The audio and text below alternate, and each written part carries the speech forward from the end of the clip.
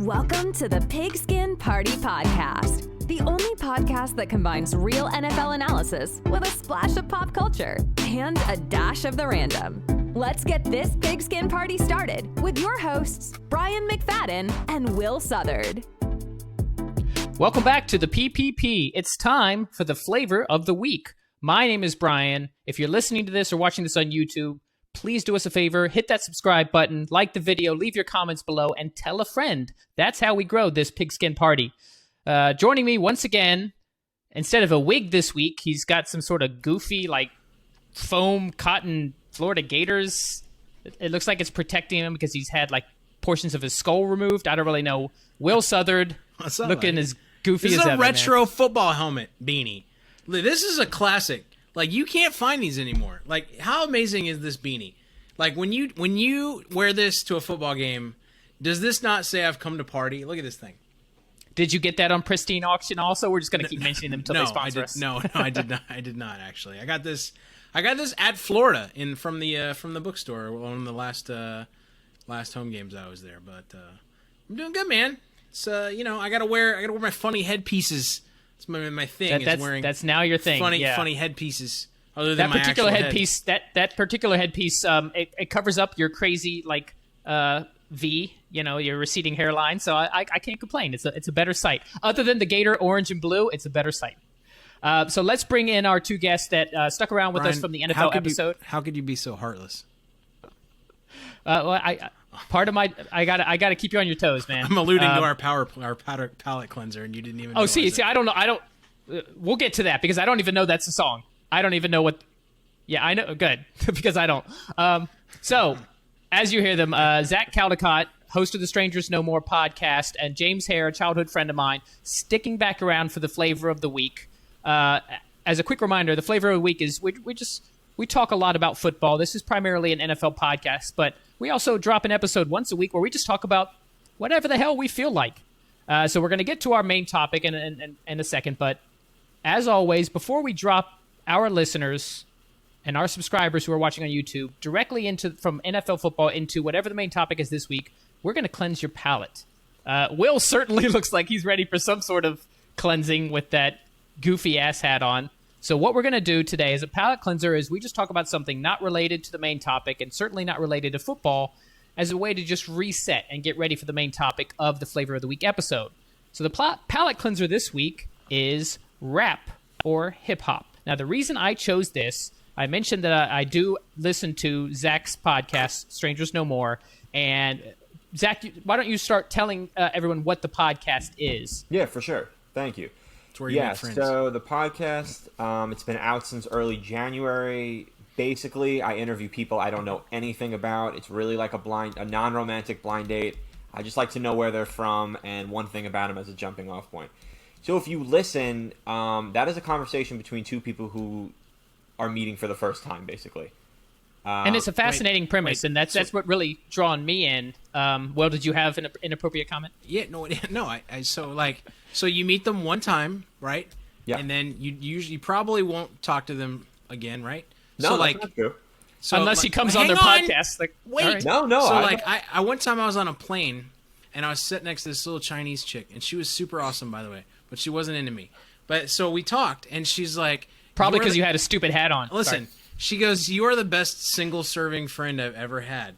And I'm like, that is the best phrase I have never heard. Have you not seen Fight Club? That's straight out of Fight Club. Is it? Yes. Single-serving friend?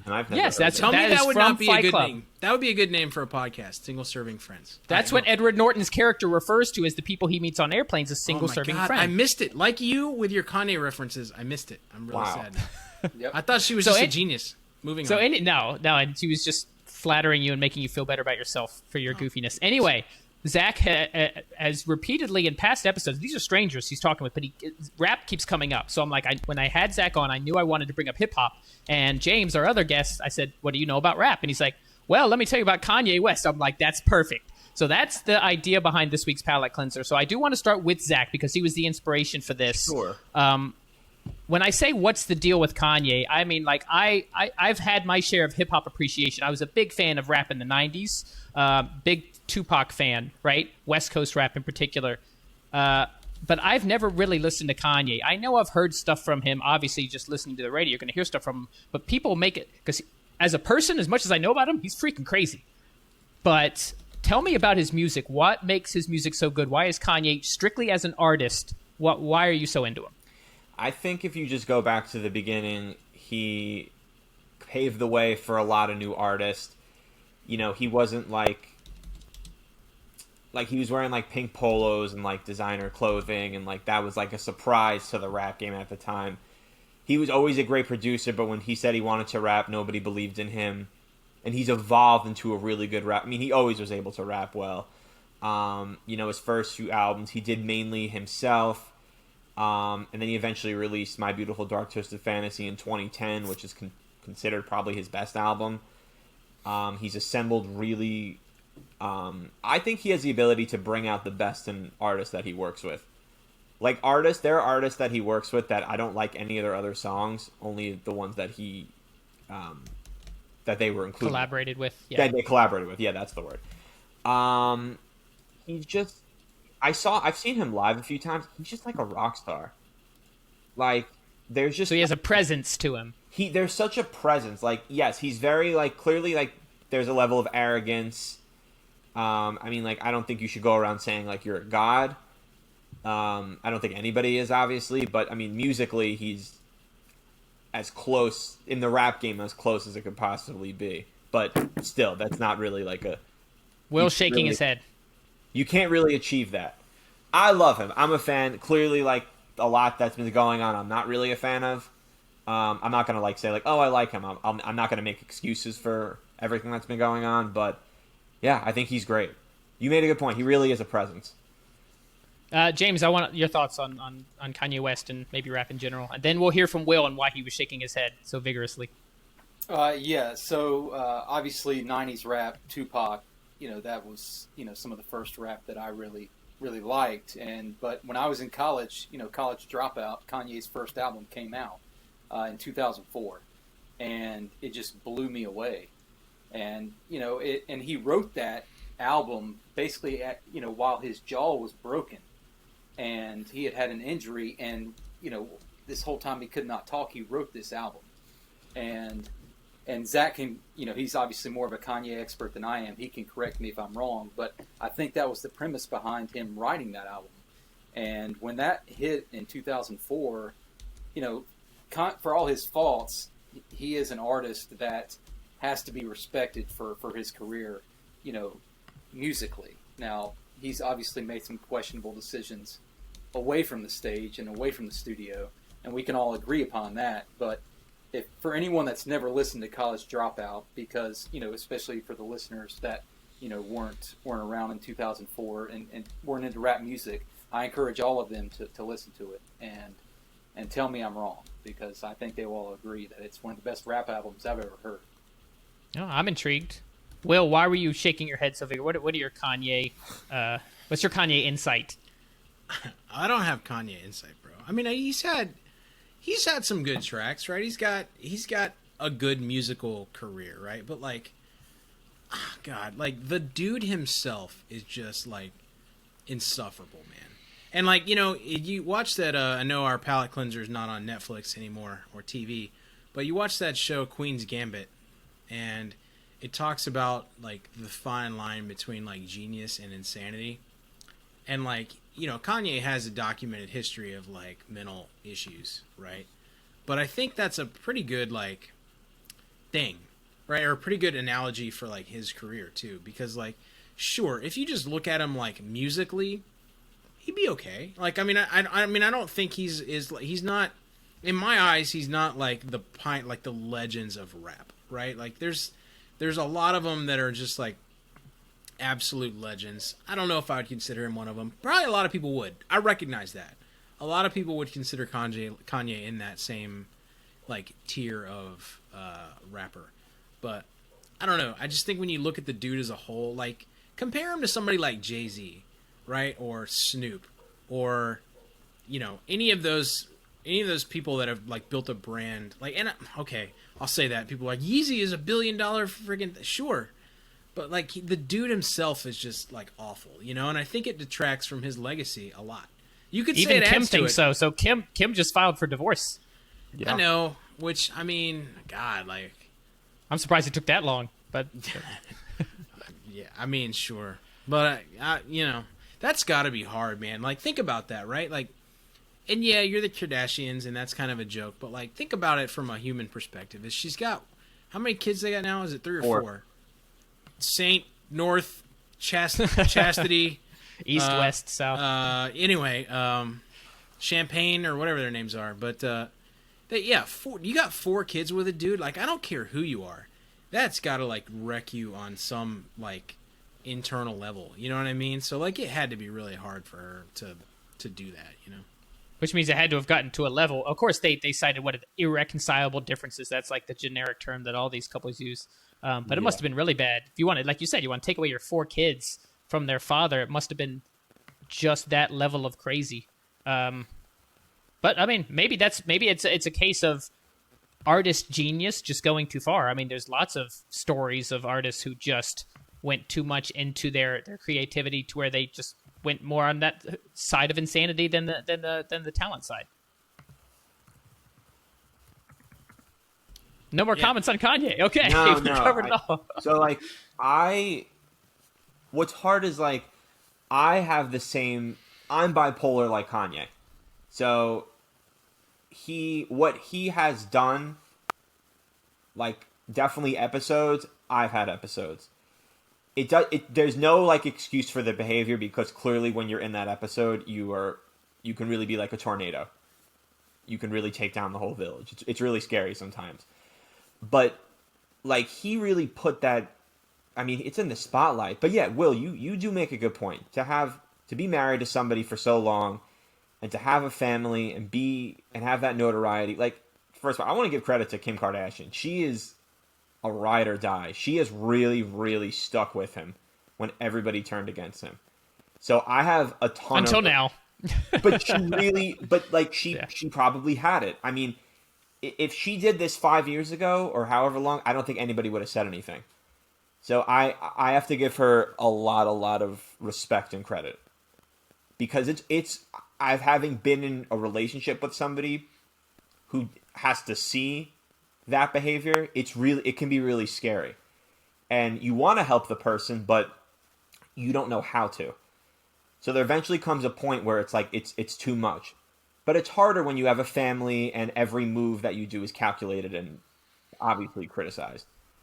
But there's a level of narcissism there too. I don't want to discount the mental health aspect at all. That's evident. There definitely is. You really shouldn't walk around saying, like, obviously, like, yes, being confident is great, but there is a fine line between being confident and it's like almost, referring yourself as a deity. Yeah, it's almost a very unprecedented level of narcissism. Do I think that there is musical genius in him? Absolutely. Is he a god? No. Well, obviously, I mean, like, you look at the freaking the Olsen twins, right? And like, this was the thing we talked about. We just talked about like fame will mess you up, especially fame as a young person. I think when you combine fame with wealth and like youth without underdeveloped brains, and we talked medical about this conditions, like, that's just a recipe for disaster, man.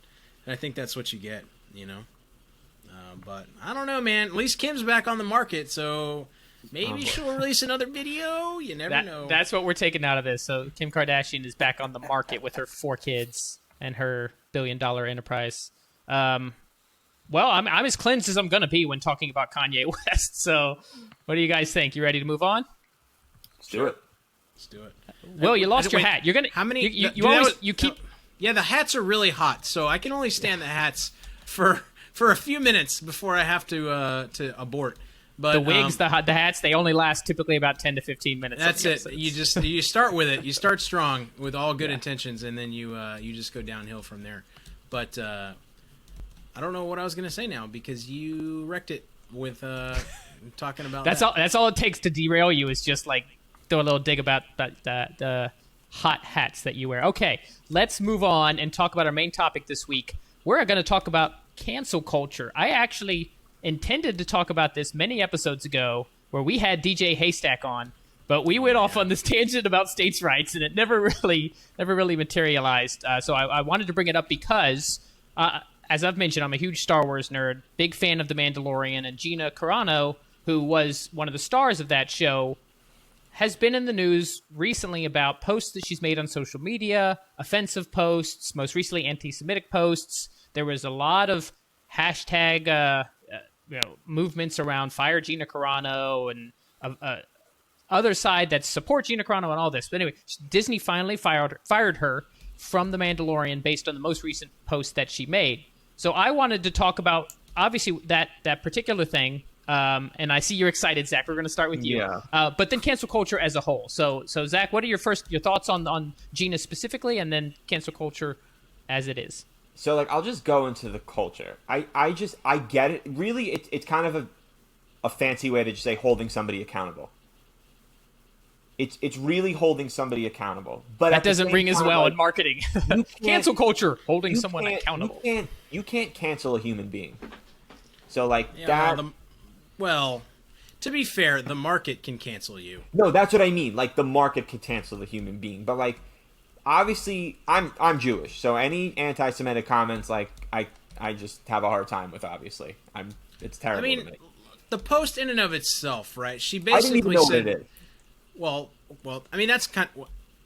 Well, before we do you talk know what about it is? that- So the post, I don't watch, no Star Wars. post, Like that. the post is she put something about, because she's very right wing, and she's posted anti-vaccination stuff, anti-mask stuff, and so she gets a lot of heat for that on social media. And so she compared people who attack people for their beliefs to Jews in Nazi prison camps. Oh God! All right. No, wait, So- no. She said, and this is important. She basically said that it started with getting people to hate their neighbors, right? Like, you probably want to read the actual words that she wrote, but I'm not saying it's right or wrong. But basically, is if I remember right, and I don't have it in front of me, you probably want to Google it real quick to read it. But it basically was saying, like, the start of that was turning neighbors on one another for their views, right? And then she's saying similarly, if you're conservative, and political and all that stuff, like, you're being made to hate your neighbor, right? Like, isn't that the gist of what she said? Yeah, that's accurate. I didn't see it, but So yeah, here's the thing. Here's the thing. Like, I'm pretty, like, I get it, right? Like, if you make some stupid comparison of the plight of Jews in World War II, right? Then I think you deserve what you get. However, I don't think that just because you invoke Jews in World War II and you invoke the Holocaust to make a point, that you should automatically get quote unquote canceled for that. Like, you know what I mean? Like, that is not something that is, just because you use it as an analogy doesn't mean that you're minimizing it. And I think we conflate those things too much. You know what I mean? Like, I just watched Band of Brothers, by the way. And when you talk about good TV, what an amazing story. I've heard good things about that. If you have not watched that, like, highly, highly recommend that. But, like, but I think that's the problem with, quote unquote cancel culture and jokes and stuff like that. You know what I mean? Like, and this was not a joke, but I'm saying just cancel culture in general is, if there's a legit reason to cancel somebody, like, do it.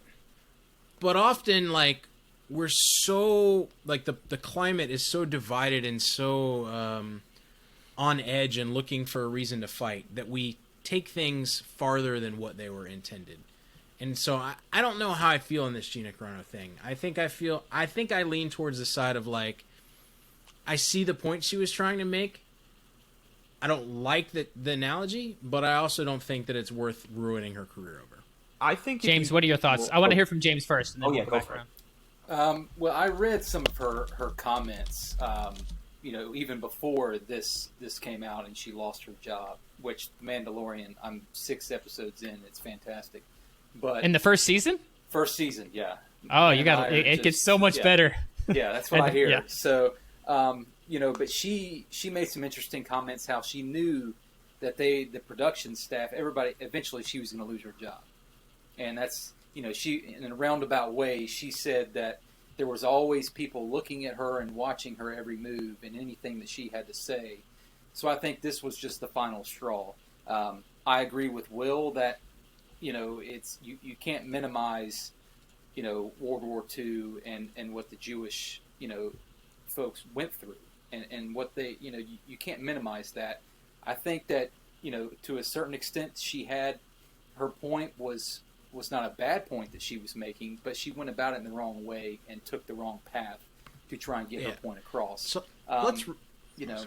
that's, and I think that, conservative, individuals in Hollywood, their backs are against the wall anyways, because they're in the minority. And I think that's just a well-known fact. And particularly working for Disney. Disney is known to be of a particular, they keep everything under lock and key with their brand and their image. And you can say, hey, that's worked for them for 50 years. Yeah, but Disney in particular is you have to be a certain way in public to work for Disney. Yeah, let's read it. No let's read area. it. I have it right here. We'll read it. Yeah. So it says, Jews were beaten in the streets, not by Nazi soldiers, but by their neighbors, even by children. Sad face. Because history is edited, most people today don't realize that to get to the point where Nazi soldiers could easily round up thousands of Jews, the government first made their own neighbors hate them simply for being Jews. How is that any different from hating someone for their political views? That's what she posted. And it's not the best analogy, right? Right. I think that's the big problem. I agree with her point 100%. And it's not that her point wasn't valid. And I'll share my thoughts on this now. As usual, I see both sides. I think cancel culture as a whole is too extreme. I think there's been too many instances of the people wanting to make a point. I'm offended, therefore that person must lose their job. Sometimes it's warranted. And the way that she went about this, and the fact that there were multiple instances of this, and the fact that you're working for Disney, you can have your own, but you kind of know who you're working for, right? So if I go to work in a business with a particular view that I'm aware of, let's say Chick-fil-A, right? I'm understanding that I'm working within the parameters of how that company views things, and if I want to keep my job, I got to speak a certain way. Now, cancel culture as a whole is too extreme. Yeah, people love feeling empowered. They want to feel that I can get back at celebrities. I'm sure there's a level of envy there that guides some of this. Like they feel empowered that they can take these big people down. Everybody loves the takedown story, right? So specific to Gina Carano, she knew who she was working for. Everybody knows Disney, how they view their brand and how they view their politics and the kind of stands they take and how the kind of standards they expect from their actors and actresses. She knew that. She was warned multiple times, and she still went through with it. I get her point. The analogy itself also, come on, just no better than to talk about Jews and Nazis. 6 million people died. That's not the same as angering political views. Well, and the government doesn't make people hate conservatives, right? That's the other place where I think her analogy breaks down. Especially because it's been a conservative government for the past 4 years. So how would they hate their own people? Right. If anything, you could say the media, right? You could say a lot of things, but I don't think our own government poisons people against conservatives. I just think if you bring in the Holocaust in any way, it's just not going to be perceived well. Yeah. So Brian, you made it. There's no good analogy that involves the Holocaust. There's just not. You can't compare that to anything. It's right. Just terrible. But yeah, I think cancel culture is extreme. There are people who have done really horrific things and deserve to have what happened to them happen to them, for sure. But I see things all the time where it's very minor, and people who are I guess who are doing these things don't deserve to have their lives completely, I guess, ruined, to be basically disconnected from society permanently. But there are people who did things like that it's well-deserved. I can't think of specific examples, but there are times where I'm looking on the internet, sifting through, and I see things like that. And yeah, given what's been going on, especially within the last few years, it's definitely extreme, but there are cases where it's very well warranted. I'll mention specifically when this stuff first came up about Gina Carano, I didn't think they should fire her. It's the fact that she kept doing it. She kept doing it, and then I'm like, okay, you kind of asked for it. You knew you were in trouble, and you still had to say these things. I mean, the other thing is, like, you made your buck, and you made your name on being a public celebrity, right? And for her, it's an athlete. That's a little different, but, like, you know, you are rich, and you are famous, and you have the life you lead because the public loves you, right? I mean, that's... In Hollywood, that's it. Like, if you're hated, like, no one's going to go see your movies, right? It's going to be bad for you. So, like, it's a little different to cancel a celebrity than it is to cancel, like, a Karen on Twitter, right? The Karen on Twitter, like, she has a normal job. You know what I mean? By the way, poor innocent Karens around the world whose name has now been sullied forever with that slang term. But you know what I mean? Like, it's different, right? Like, she's gonna be rich forever, and her success is based on the public, and the public is the one that cancels you. Like, it's not that easy to cancel a private citizen. You know what I mean? Like, the people that get canceled are celebrities, and, like, that's kind of like the double-edged sword that you live and you die by. So, like, if you want to be a celebrity, you're entitled to have your own rights, or your own businesses. Opinions. By the way, we haven't talked about cancel culture. Is also businesses. You know, you take a certain stand or whatever, and then boycott so and so. And part of that is, as I mentioned earlier, I think people want to feel like they have power.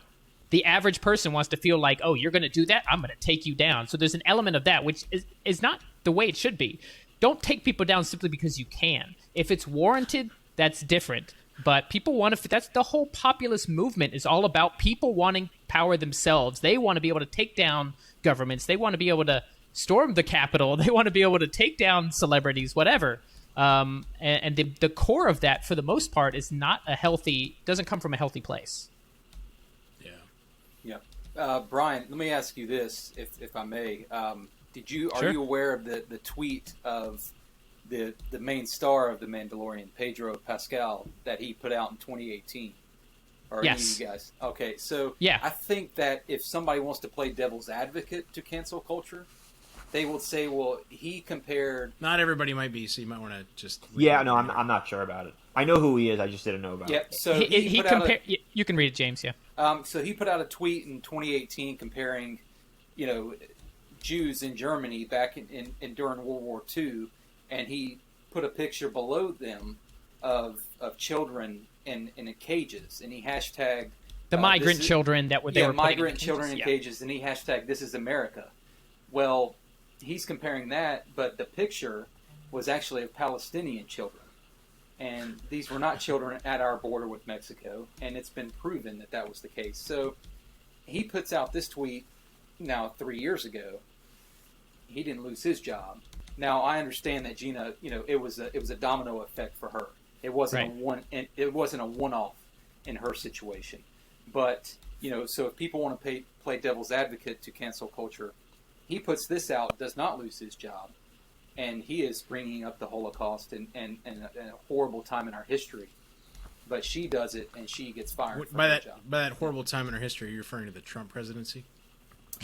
Well, that's a whole different conversation there. Oh, okay. We're no longer a strictly political. We can talk about politics, but we're not strictly politics anymore. Yeah. I want to mention a couple things there. Once, James, I'm glad you brought that up. That should be highlighted, and it shouldn't be ignored. That Pedro Pascal also said that. There's a couple key differences, and the difference is not the Nazi thing. You bring up, there's no, like we said, there's no scenario where comparing anything to Nazi Germany unless there are millions of people being slaughtered here too.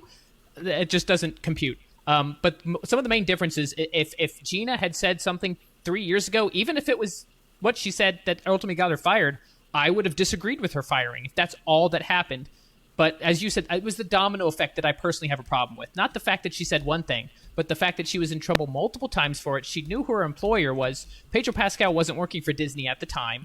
Doesn't excuse what he said, but she was currently working for Disney, already had been talked to by Disney people and Pedro himself. Apparently the two of them had talked about, hey, let's try to keep things off social media, and then she still goes and says these things. She kind of did it herself. So I agree, everybody needs to be held to the same standards, but the biggest difference between those two is the fact that it happened a few years ago and the fact that Gina kept doing it under her current employer.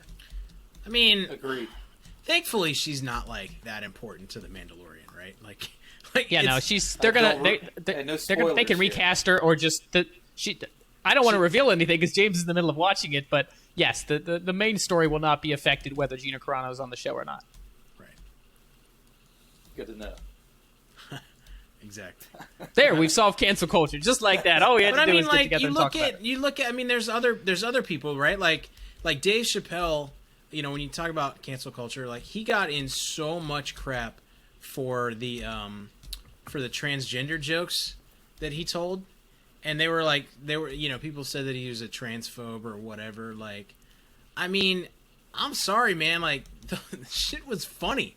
Like I think there's a thing, right? Like I think the problem with jokes and politics and everything today is like I use a lot of off-color humor. I mean, hell, on our thing this week, I made some jokes that whatever, right? Like people wouldn't love if I was actually anyone important.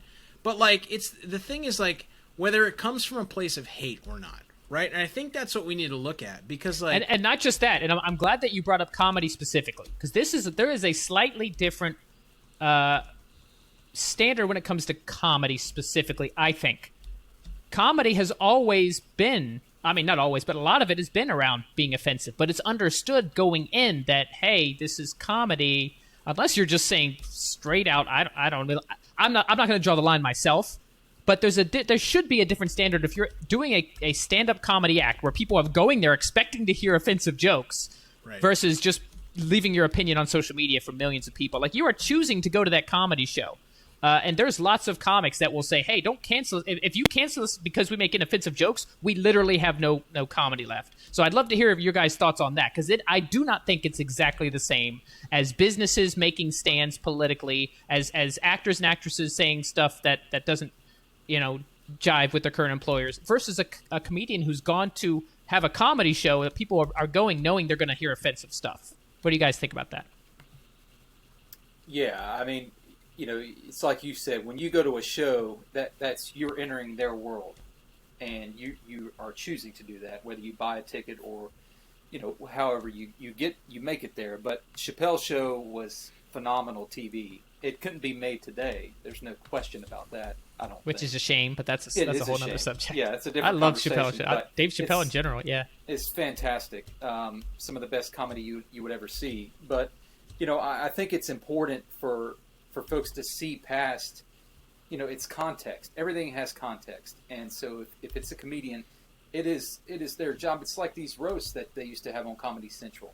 Those were the best, by the way. They were absolutely best. And you can't be offended. That is their job and their livelihood. That's the whole point, is to offend. Yeah, that's it. Yeah. That is what it is for. But I mean, some comedians have been canceled. Some have lost jobs. I mean, some who was it? Kevin Hart that lost the Oscar gig because of something he said. I mean, Now I don't know if that was in the context of a show or just an off-color comment that he made just in everyday life. I'm not sure, but. I don't even think, unfortunately, comedians are safe from the cancel culture now. But you're so right. I think context is the thing I was trying to get out earlier. And that, I think, was slightly where the difference slightly was with Gina and Pedro with their comments, is it's context. Was this said 5 years ago? Who was it? James Gunn. Didn't he get fired from Guardians of the Galaxy because of stuff he posted like 10 years? Like, come on. Yeah. That's why I delete my tweets like every quarter. I delete all my tweets. It's like no one's gonna hold this shit against me. But like the other thing of it too is like there are very few, like we can all agree that there are some world leaders in some cultures that have gross human rights issues, right? Like North Korea, obvious human rights, just awful regime. They're still around.